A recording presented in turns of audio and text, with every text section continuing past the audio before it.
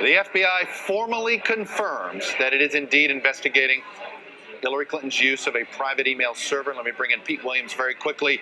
So, Pete, what's the point of this letter? Why did this become a formal confirmation? Why is it out?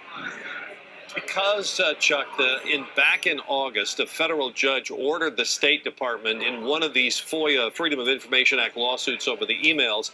The judge said to the State Department, well, why don't you just ask the FBI what they're doing? So the State Department did, and the FBI wrote back then and said, sorry, we got nothing for you on that. Now the FBI says, okay, we've acknowledged generally in some public statements and congressional testimony that we are looking at this. So we're revising and extending our remarks, basically, to acknowledge that we are doing this investigation. But the words here, I think, are kind of interesting, Chuck. Here's what the letter, it's very short. This is a one-paragraph letter to the State Department from the FBI's General Counsel, James Baker.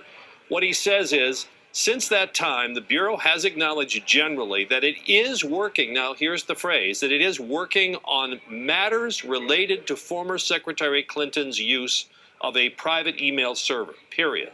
And then it goes on to say, but we can't say anything more than that. We can't say what the focus or the scope or the potential targets is. Sorry, well, that's all we can say. So on the one hand, it's simply an acknowledgement of the worst kept secret in the world. The FBI is looking at this. On the other hand, I suppose there'll be lots of people trying to read a lot into this, and probably without much success, of what it means, the way they describe it, matters related to her use of a private email server. And nothing in there tells you anything about timing, like how long, if they're getting close to finishing or not finishing or any of that. None of that. All right, Pete Williams with the worst kept secret in Washington, but finally confirmed.